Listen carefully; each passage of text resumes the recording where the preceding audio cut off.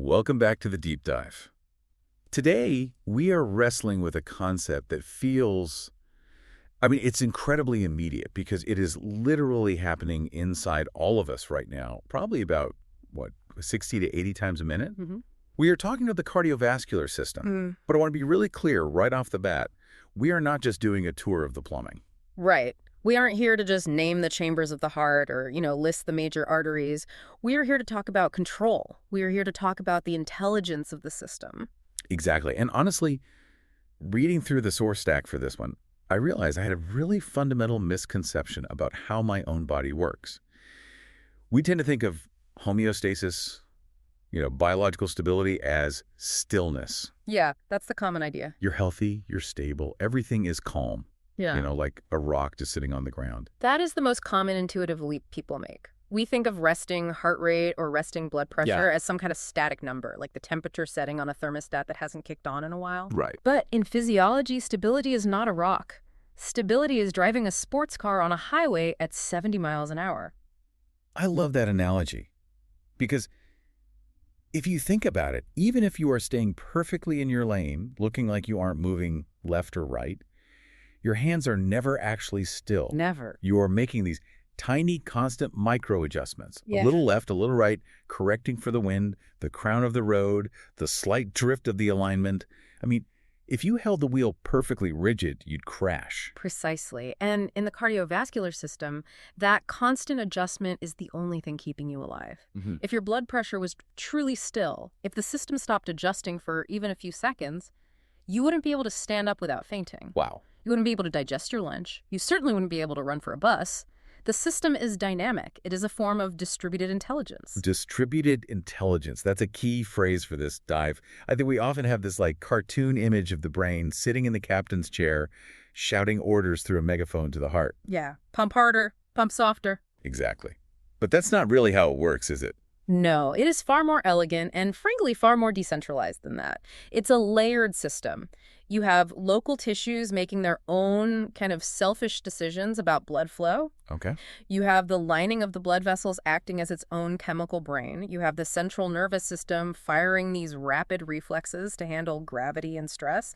And then you have the kidneys playing the long game, managing volume over days and weeks. And they're all sort of voting at the same time on what your blood pressure should be. All of them are voting simultaneously. So our mission today is to unpack that layering. We are going to build the system up from the microscopic to the systemic. And to do that, we are using two absolute heavy hitters for our source stack. We're looking at the chapter on cardiovascular regulatory mechanisms. The classics. You really can't do this topic justice without them. We have Gagnon's review of medical physiology, which I always find gives us the wiring diagram.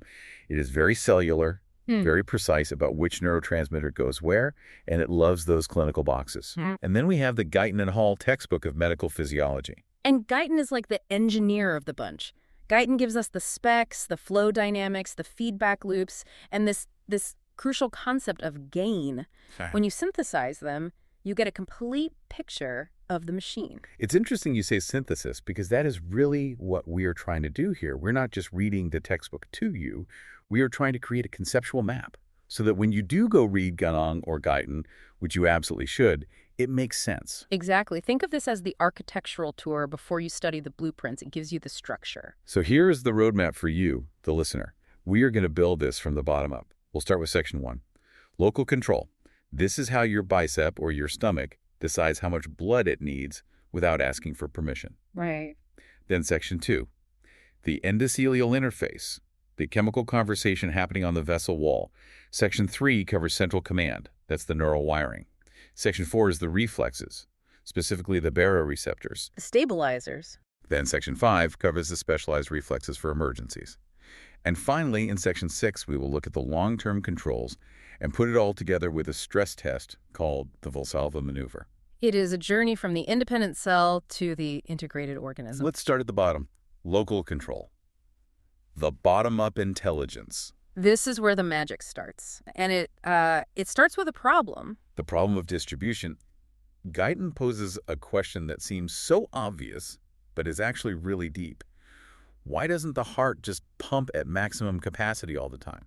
Why not just flood the system? Yeah, just open the floodgates. That way, nobody ever runs out of oxygen, every tissue is happy, and you don't need all these complex valves and switches. Why bother with all this regulation? It seems like a good safety margin, right? Just keep the pipes full at high pressure. But it is wildly inefficient. Guyton points out that if every blood vessel in your body dilated wide open and the heart tried to fill them all, the cardiac output required would be massive. How massive? We are talking about needing to pump 20, 30, maybe 40 liters per minute continuously.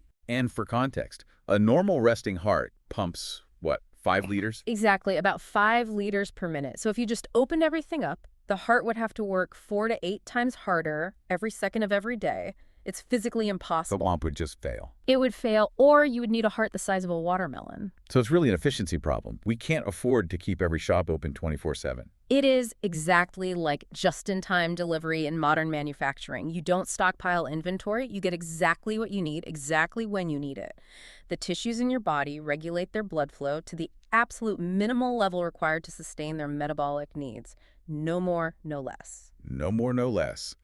That is pretty ruthless efficiency. It kind of implies that at rest, my muscles are essentially being starved just enough to keep them quiet.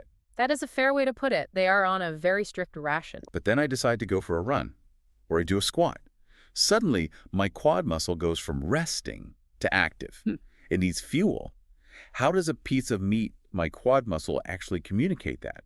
It doesn't have a nervous system of its own to send a text message to the heart. Right. So how does it tell the blood vessel, hey, open the floodgates? Well, there are two main theories on this, and honestly, in physiology, whenever there are two theories, it usually means both are true and they work together. Yeah. The first is the vasodilator theory. Let's unpack that. Vasodilator meaning vessel opener. Right. Think about what happens biochemically when you do that squat. Your muscle cells are like little engines. They burn fuel, and engines produce exhaust. Right, exhaust fumes. In a car, that's carbon monoxide. In a cell, that exhaust is a cocktail of chemicals. We're talking adenosine, carbon dioxide, hydrogen ions, which makes things acidic, potassium, and lactate. So as I burn energy, I'm just dumping these things into the fluid right around the cell? Exactly. But in the body, exhaust is information. These substances don't just sit there. They diffuse out of the muscle cells and into the interstitial fluid right next to the arterioles, the small blood vessels feeding that muscle. And the arterioles have those little muscular rings, right? The precapillary sphincters. Correct. These sphincters are the gatekeepers. When they are tight, blood bypasses the tissue. But when they get hit with this chemical cocktail, the adenosine, CO2, acid, they relax. It's a direct chemical effect on the smooth muscle. So the waste product itself is the key that unlocks the door. It's brilliant engineering. The harder you work, the more waste you make. The more waste you make, the more the vessel relaxes. And the more it relaxes. The more blood flows in. And what does the blood do? It brings fresh oxygen and it washes away the waste. And once the waste is washed away. The signal is gone. The sphincter tightens up again. It's a perfect, self-contained negative feedback loop. No brain required. That is the vasodilator theory. But you mentioned the second one. The oxygen demand theory. This one is even simpler in a way. It's less about chemical signals and more about fuel availability. Okay. How does that work? Well, oxygen is required for muscles to contract. We know that for skeletal muscle, but it's also true for the smooth muscle that's wrapped around your arteries. That smooth muscle needs to burn oxygen to stay clenched. Oh, I see where this is going. So if the skeletal muscle, the big guy next door, is using up all the oxygen, Then the smooth muscle on the artery starves. It literally runs out of the fuel it needs to maintain its tone. It lacks the energy to squeeze. so it just relaxes. It dilates by default because it's starving. That is fascinating. So in the vasodilator theory, the waste products are actively telling it to open. But in the oxygen demand theory, the lack of fuel forces it to fail open. Exactly. And physiologically, it acts as a failsafe. If you are hypoxic, if your blood oxygen is low, your vessels open up to try and get more blood volume to compensate. Most physiologists agree it is a combination of both mechanisms working in tandem. Are there specific chemicals for specific organs, or is it all just generic waste? There is some specialization. For example, adenosine seems to be the critical driver in the heart muscle. If the heart works hard, it breaks down ATP, releases adenosine, and the coronary arteries dilate. Okay. In the brain, however, CO2 and hydrogen ions are the kings. The brain is absolutely terrified of acid, so if CO2 builds up, blood flow increases massively to wash it out. Now, this concept of tissues managing themselves leads us to a term that kept popping up in the reading, and I want to make sure we define it clearly. Autoregulation. Mm. It sounds like a feature on a high-end appliance or maybe a self-driving car. It's the ability of a tissue to keep its blood flow constant, even if the systemic blood pressure goes haywire. Walk me through an example of this, because physics suggests that if pressure goes up, flow should go up. Right. Ohm's law of hydrodynamics. Flow equals pressure divided by resistance. If you double the pressure pushing the fluid, you should double the flow. It's just common sense. So if my blood pressure spikes because I'm stressed, my kidneys and my brain should get blasted with a fire hose of blood. Initially, for a few seconds, they do. The flow spikes. But within less than a minute, often seconds, the flow returns almost exactly to normal levels, even though the pressure is still high. The tissue says, whoa, too much, and clamps down. It clamps down. It increases resistance to perfectly match the pressure increase. It protects itself from flooding. And again, we have two explanations for how this happens. One is the metabolic theory we just discussed. Right. Which would be, if flow is too high, you wash away all the vasodilators. Correct. If you have a fire hose of blood, you wash away all the adenosine and CO2 instantly. The relaxed signal just disappears, so the natural tone of the vessel takes over and it constricts. That makes sense. But there's also a mechanical explanation, right? The myogenic theory. Yes. This is pure mechanics, and it relates to the properties of smooth muscle itself. When high pressure hits a blood vessel, it stretches the wall. Like blowing up a balloon. Exactly like that. But unlike a balloon's rubber, the smooth muscle in the vessel wall reacts to that physical stretch by contracting. It is a reflex built into the muscle fibers themselves. You stretch me, I squeeze back. Why does it do that? Is it just being contrary? It's protective. We have to bring in a little bit of physics here. The law of Laplace. Oh boy, physics. I remember this from the text. Wall tension equals pressure times radius, something like that. Exactly. 2 diffs, P times R 3 This is the rule that governs cylinders. The tension in the wall of the vessel, the actual stress on the fabric of the artery, is determined by the pressure inside multiplied by the radius. So if the pressure goes up, the tension goes up. And that tension can damage the vessel. Or even worse, it can transmit that high pressure down to the delicate capillaries. Remember, capillaries are 1 cell thick. They are like tissue paper. You can't hit them with high pressure. If you hit them with high pressure, they burst. You get edema, you get hemorrhage. So the arteriole acts as the bouncer at the door. Exactly. By constricting, the arteriole reduces its radius, the R in the equation. If you look at the equation, reducing R directly lowers the wall tension, T. It also increases resistance, which drops the pressure before it ever hits the capillaries. It acts as a biological surge protector. That makes total sense. So the tissue protects itself from high pressure by squeezing back. I want to talk about one clinical scenario mentioned in the notes that really made this local control concept click for me. The blocked artery thought experiment. Ah, yes. Reactive hyperemia. This is something you can practically do at home, though I don't recommend it. Right. So say you sit on your leg wrong, where you put a tourniquet or even just a tight rubber band around your finger. You block the flow completely. You are creating a metabolic debt. While that flow is blocked, the tissue is still alive. It is still trying to metabolize, but it has no supply. So it's building up all that waste. All that adenosine and lactate are building up to massive levels in the stagnant fluid. The oxygen levels are hitting 0. The relaxed signals are screaming at maximum volume, basically shouting, "Open EP," but the blood can't get in because of the blockage. Then you take the rubber band off, unblock the artery. And whoosh. The flow doesn't just go back to normal, it spikes. It goes to 4, 5, maybe even 7 times the normal resting rate. The vessels are just wide open. That's the pins and needles feeling. That is part of it, yes. That intense rushing sensation is reactive hyperemia. The tissue is repaying its oxygen debt. It stays dilated until all the waste is washed out and the oxygen is restocked. And once the books are balanced. Once the debt is paid, the vessels constrict and flow returns to baseline. It's amazing how transactional it is. You owe me oxygen and I'm taking it now. It is purely transactional. The tissue balances its own books. Okay, so that's the tissue itself managing its own affairs. That's the first layer of our distributed intelligence. But we need to move up a level. The blood vessels aren't just passive pipes responding to muscle waste.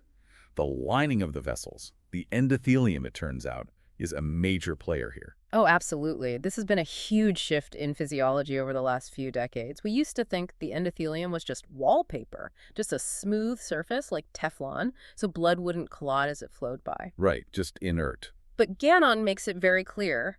The endothelium is essentially the largest endocrine gland in the body. The largest endocrine gland.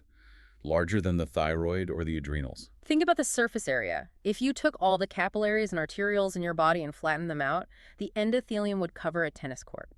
It weighs about the same as your liver, and it is constantly tasting the blood and sensing the flow. It acts as a chemical interface between the blood and the muscle wall, and it produces one of the most famous molecules in physiology, nitric oxide. NO, the great dilator.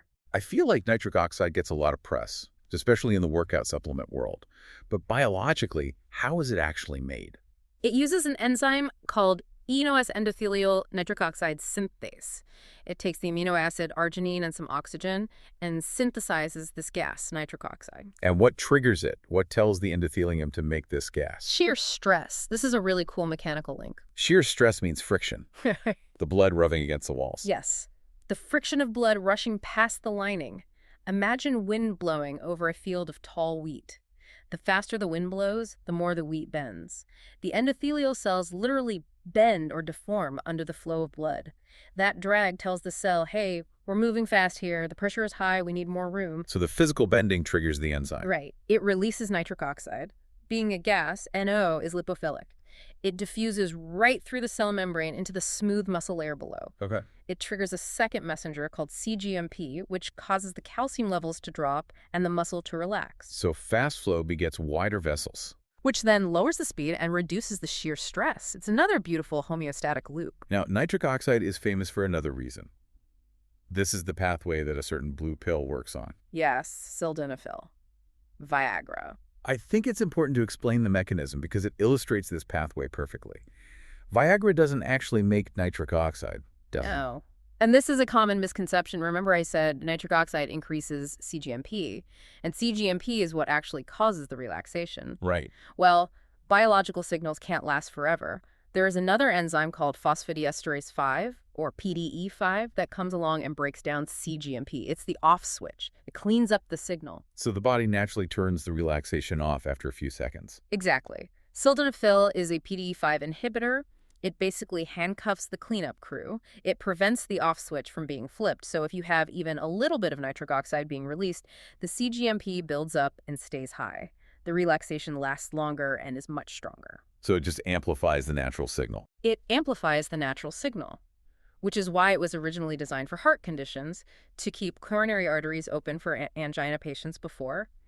Well, the side effects became the main feature. Right. It dilates vessels everywhere, but specifically in certain areas that are dependent on that pathway. But the endothelium isn't just about relaxation. It has a dark side, too. It does. Endothelin. That sounds like a supervillain name. Endothelin. It acts like one in certain contexts. Endothelin is a peptide, and it is one of the most potent vasoconstrictors known to science. I mean, it shuts vessels down hard. When do we use that? Why would we ever want to shut down a vessel so aggressively? When you are bleeding, if a vessel is crushed or cut or damaged, the endothelium is broken. It releases endothelin to instantly spasm the vessel shut and prevent you from bleeding to death. So it's the emergency shutoff valve. It's exactly that. It's a hemostatic mechanism. But it can be maladaptive. We see elevated endothelin levels in heart failure and pulmonary hypertension. In those cases, the body thinks it needs to constrict to maintain pressure, but it's actually just making it harder for the failing heart to pump against that resistance. It's a survival mechanism gone wrong. So just to do a quick check-in here for the listener, if I'm looking at a single arteriole feeding a muscle, there is a really complex conversation going on. It's a negotiation. A negotiation. On one side, you have the muscle screaming, I'm working here, throwing out adenosine, CO2, and heat to dilate the vessel. On the other side, you have the vessel wall sensing pressure and stretching to constrict the myogenic response. Right. And inside, you have the endothelium sensing flow friction and releasing nitric oxide to fine-tune the whole thing. That is the cocktail of local control. And the net result of all these competing vectors is exactly the amount of blood the tissue needs. And all of that happens without the brain even knowing about it. Correct. That is all local. That's the distributed intelligence at work. But the brain does get involved. And that brings us to section 3, central neural control, the top-down command. Because sometimes what the tissue wants isn't what the body needs. Exactly. This is where the hierarchy comes in. Your leg muscle might say, I need blood. But if you are bleeding out from a wound, the brain says, sorry, I need to keep pressure up to feed me and the heart. You'll have to starve for a bit. The brain is selfish. The brain is the executive. It creates the hierarchy, and it does this through the autonomic nervous system. So let's map this wiring diagram from Ganong. We have the sympathetic system and the parasympathetic system, the accelerator and the brake. Correct. Let's start with the accelerator, the sympathetic nervous system. The signals originate in a very specific part of the brainstem called the RVLM, the rostral ventrolateral medulla. The RVLMN, that's the gas pedal. That is the gas pedal. Neurons from the RVLM send signals down the spinal cord, out to the sympathetic chain ganglia, and then to the heart and blood vessels. And what's the signal? What chemical are they spraying on the organs? Norepinephrine. It travels to the blood vessels, and it hits alpha-1 receptors. The message is squeeze. Vasoconstriction. And at the heart? At the heart, it hits beta-1 receptors. The message there is faster, harder, increase the rate, increase the force of contraction. And this is always happening a little bit, right? It's not just an on or off switch. Right. It's called sympathetic tone. It's like the idle on your car engine. Your blood vessels are always slightly constricted, about 50% of their maximum diameter. If you were to cut the sympathetic nerves, the vessels would instantly dilate and your blood pressure would crash. You need that baseline tension to maintain pressure against gravity. Okay, so that's the gas. What about the brake? The parasympathetic system. This travels primarily through the vagus nerve. The vagus, the big wanderer. It originates in the nucleus ambiguus and the dorsal motor nucleus, also in the medulla. Nucleus ambiguus is a great name. It sounds mysterious. It is.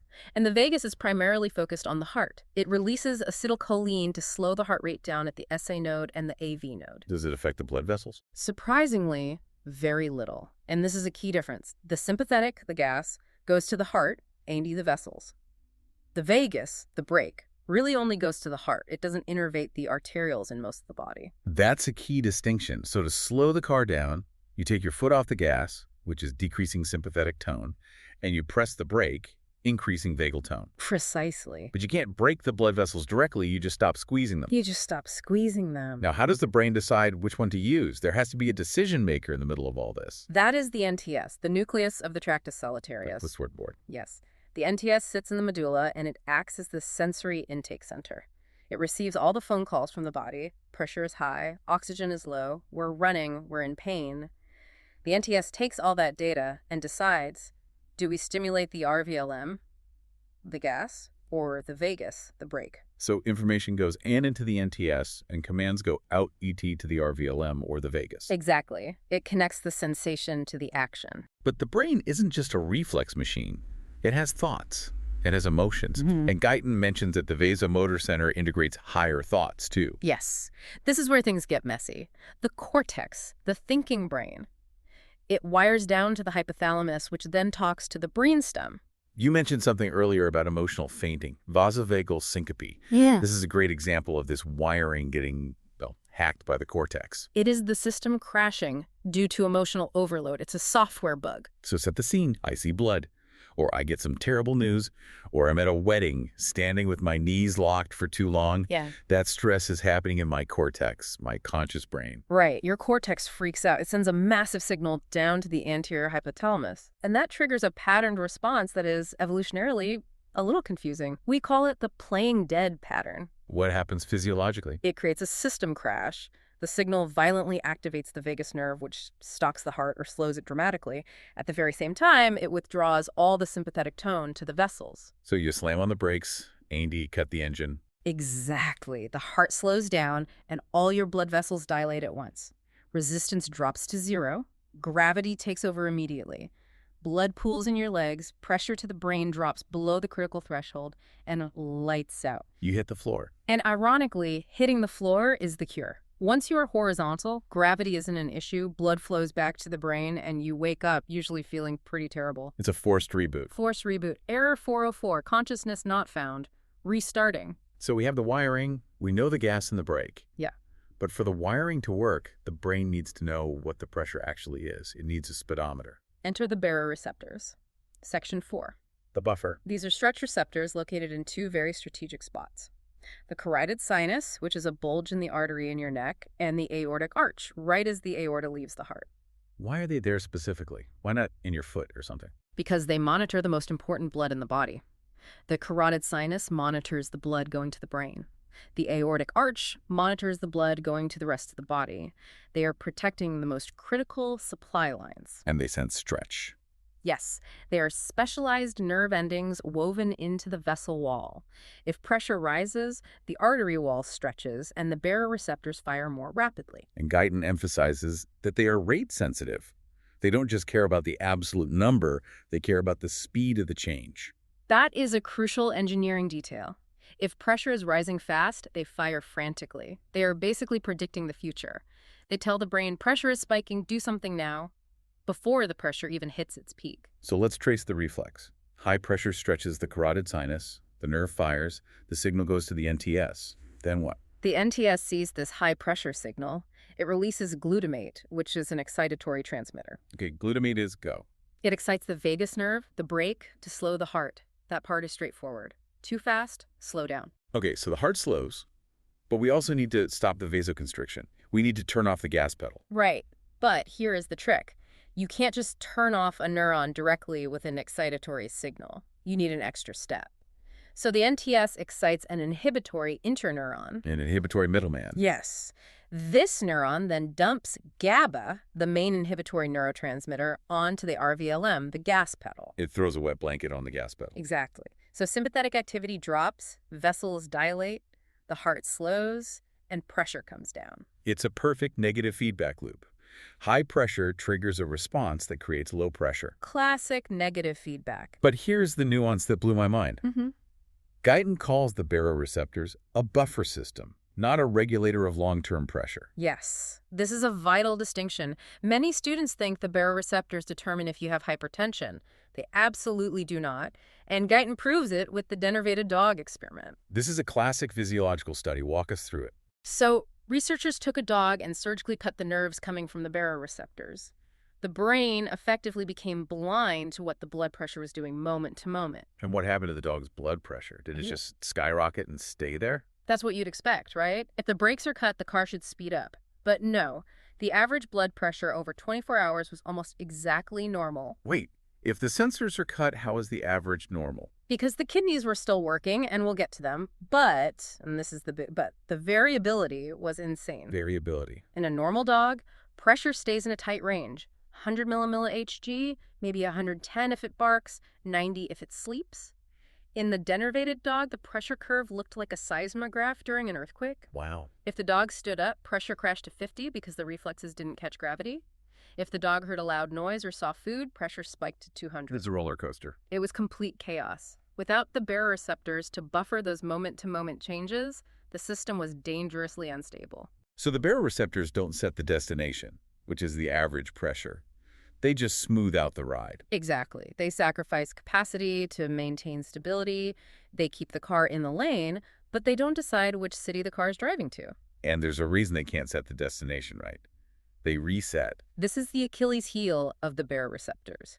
If your blood pressure stays high for more than a day or two, say you develop chronic hypertension, the baroreceptors stop firing so much, they just accept it. They get used to it. They just give up. They reset to the new normal. They say, okay, I guess 160 is our new baseline, and they stop trying to bring it down. That is incredibly lazy. It's adaptation. It prevents the system from fighting itself forever. But it means they're completely useless for fighting chronic high blood pressure. They're strictly for acute changes. Standing up, lying down, sudden stress. Okay, so baroreceptors handle the minute-by-minute stability. But what happens when things go really wrong? When the system is pushed to the absolute edge? Then we call in the specialized reflexes. This is section 5. These feel like the break glass in case of emergency systems. They absolutely are. Let's start with the chemoreceptors. So these are monitoring chemicals, not pressure. Right. We have peripheral chemoreceptors in the carotid and aortic bodies, and they sense low oxygen, hypoxia, high CO2, and low pH. Which usually means breathe more. Exactly. Their primary job is to drive respiration. But if oxygen drops low enough, they also talk to the vasomotor center. They tell the vessels to clamp down. Why? If I'm low on oxygen, shouldn't I dilate to get more blood? Not systematically. This is triage. If you are suffocating, the body decides to shunt all available blood to the vital organs, the brain and the heart.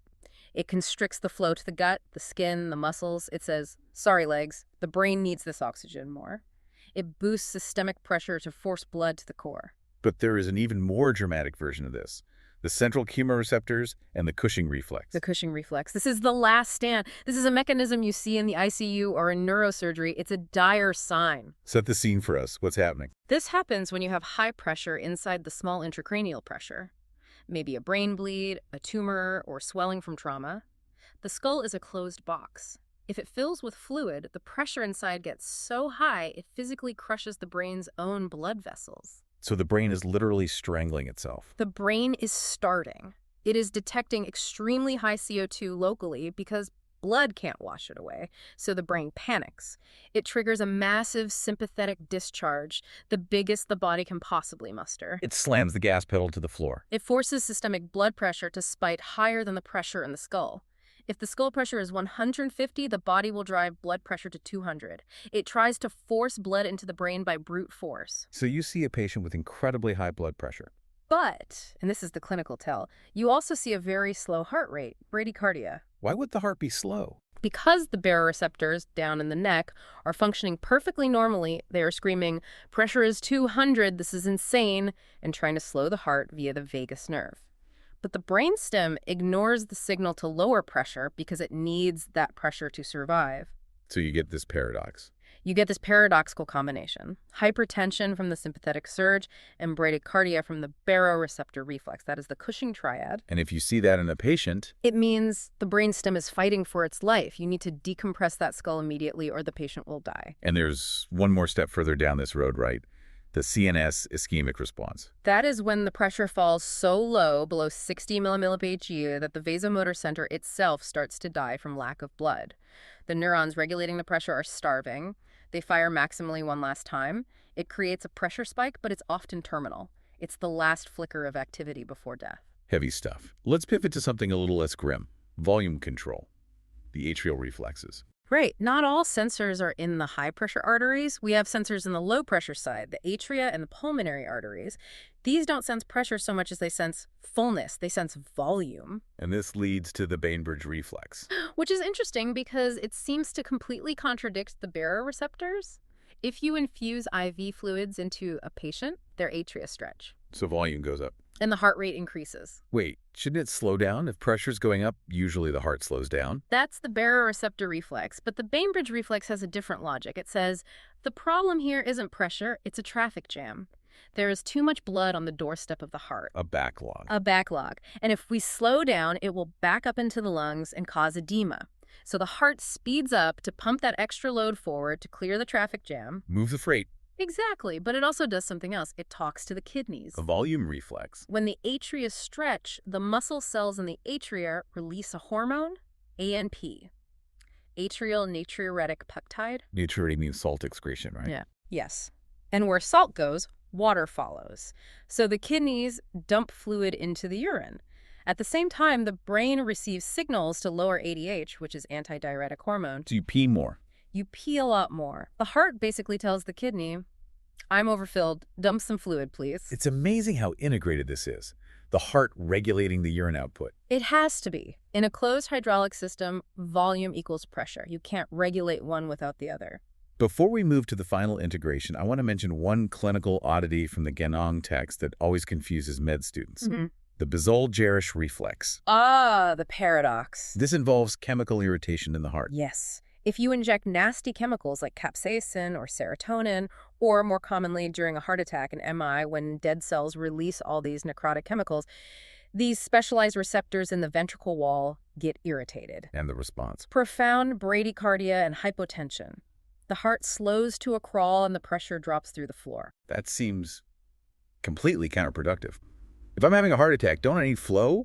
Why would the body draw my pressure? You would think so.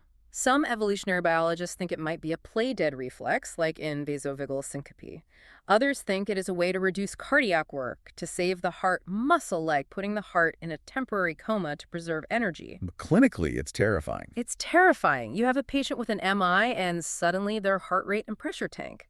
Knowing this reflex exists helps you understand why the vitals are crashing when you'd expect them to be sky high. Okay. We've covered the pieces. We have the local chemical soup, the neural wiring, the buffers, and the emergency switches. Now let's put it all together. Section 6. Integration.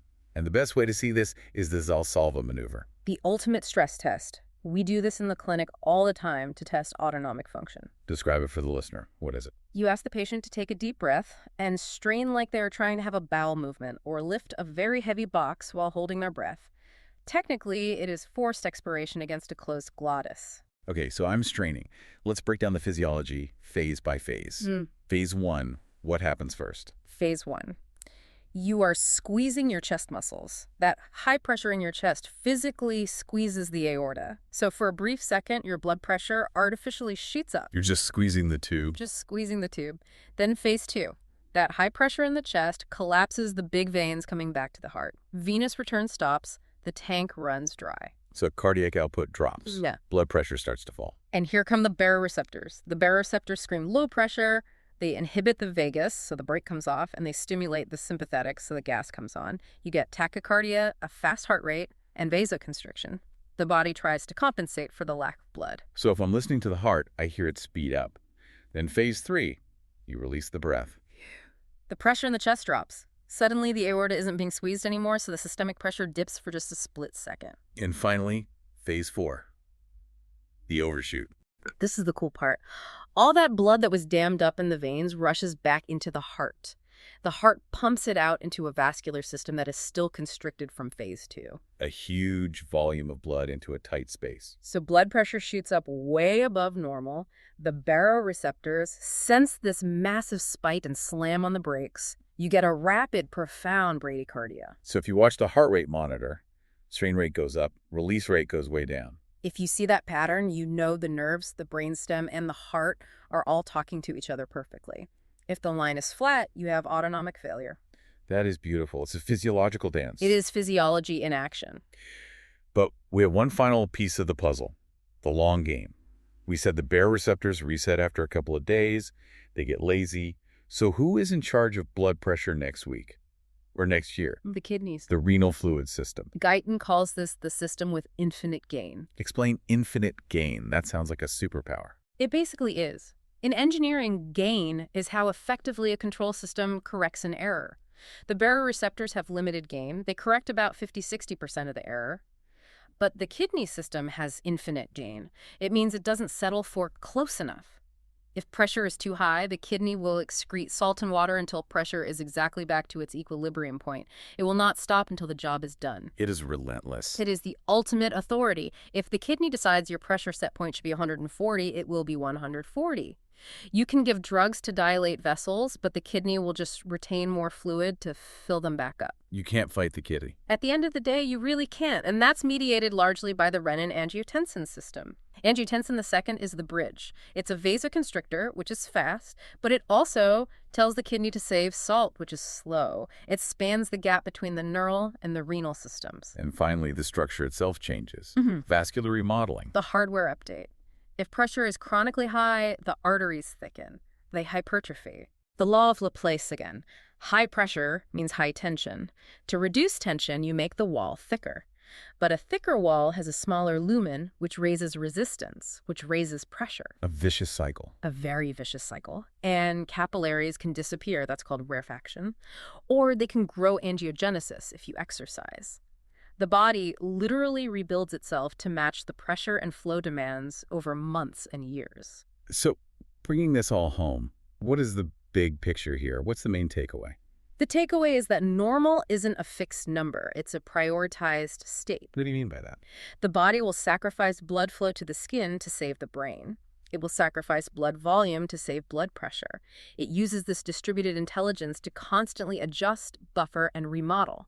Regulation is layered, local control in seconds, neural control in seconds to minutes, and renal control over hours and days. And here's the final provocative thought I want to leave you with, something that comes out of the clinical boxes in Ganong. Go for it. Essential hypertension.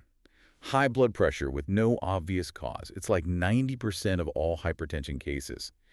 If the kidneys have infinite gain, and they should be able to fix the pressure, why don't they? That is the multi-billion-dollar question in medicine. Is it a broken sensor? Is the kidney being tricked into defending the wrong number? Or as Ganong hints, is the body defending that high pressure for a reason we don't fully understand.